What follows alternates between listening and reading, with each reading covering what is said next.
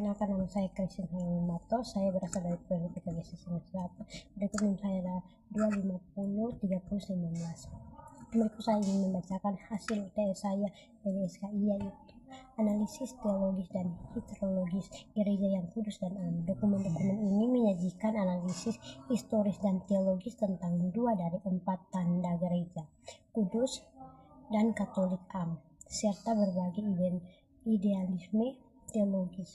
Ini diuji dan ditarifkan ulang oleh realistis 3 asisma mayor dalam sejarah kekristenan. 1. Kerangka teologis. Hakikat gereja yang kudus dan am. Pengakuan iman Nikeo Konstantinopel menegaskan 4 sifat hakikat gereja. 1.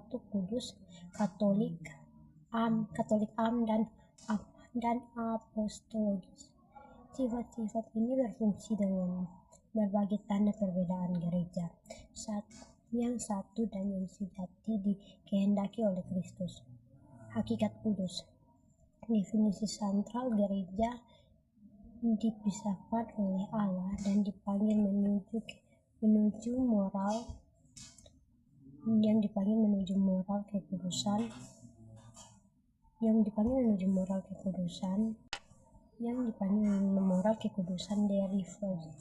Kekudusan gereja bersifat derivatif, berasal dari Kristus sang kepala gereja dan pekerjaan Roh Kudus, bukan dari kesempurnaan moral para anggotanya. Tantangan ideal.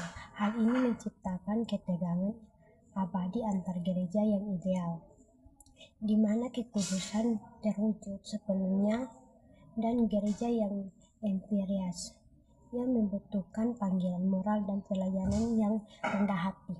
2. Hakikat am atau katolik. Definisi sentral mengacu pada universal, spesial, temporal, dan doktrinal, merangkum seluruh dunia. Mendapat misionologi secara teologis. Hal ini menolak eksklusivisme dan memandatkan misi global kepada seluruh umat manusia pilihan Allah. 2. Garis waktu historiografi. 3. Sigma mayor. Perpecahan besar ini secara nyata telah memecahkan gereja yang kudus dan am dalam dimensi terlihatnya Sigma mayor abad ke abad. Pokoknya perpecahan pendapat umat Sigma Chalcedon 451 Masehi. Kristologi memisahkan ortodoks oriental dari kekristenan utama. Dipicu perlawanan terhadap dominasi eklesiologis dan politik Byzantium. Saksi Timur Barat. Sigma Timur Barat 1054 Masehi.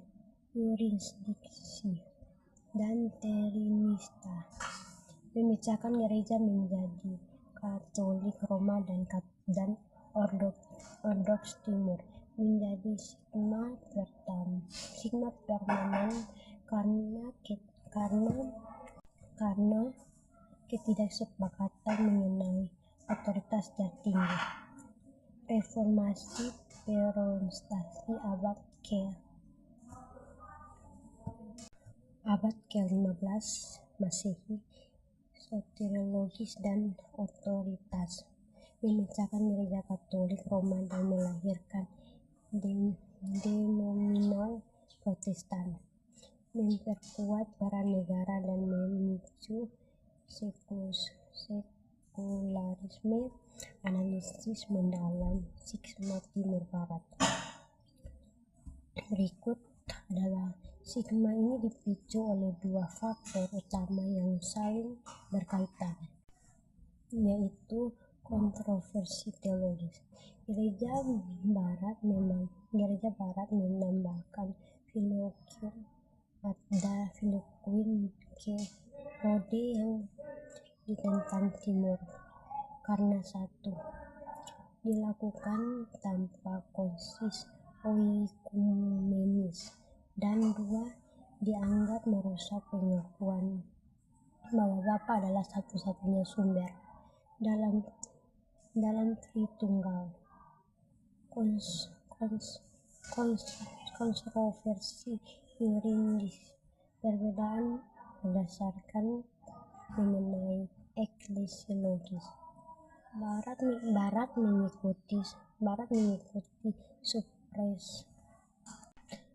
mengikuti supremasi kepausan, Paus sebagai kepala semua gereja. Timur mengikuti mode Pantrik, 5 Patria Roma sebagai primus inter para atau kehormatan pertama, bukan otoritas universal. Analisis mendalam reformasi perostasi.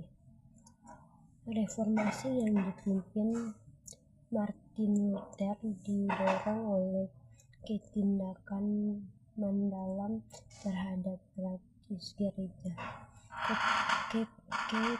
ketermauan penjualan ide kelas. Fundament teologis.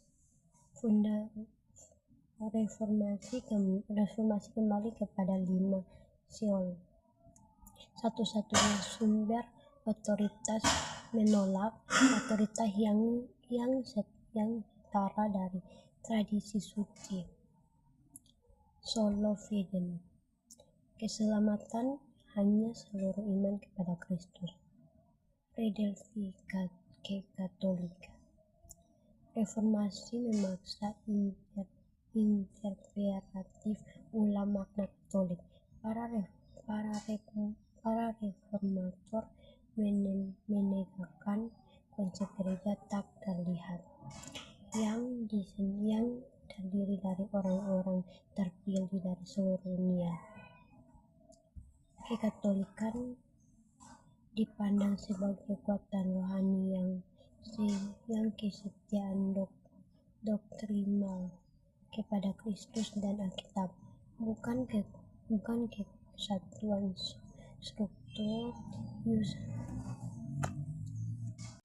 kesatuan struktural dan yurisdiksional. 3. Implikasi oikumenisme. Meskipun perpecahan adalah fakta, Gereja Katolik dan Gereja Ortodoks masih mempertahankan topologis yang kuat bahwa 4 tanda gereja secara penuh hanya ada dalam tubuh gereja.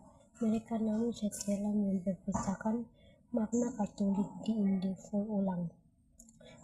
Transformasi Katolik. Fokus bergeser dari identitas struktur eksklusif menjadi investasi gereja melalui aksi dan misi. Geral oikumeni merupakan respon langsung terhadap perpecahan, bertujuan menyatukan gereja-gereja yang terpecah, menegakkan kesatuan fundamental dalam iman kepada Yesus Kristus. Nilai kuncinya adalah saling menghormati tradisi dan komitmen bersama terhadap misi universal gereja di dunia. Sekian hasil tugas saya. Terima kasih. Shalom.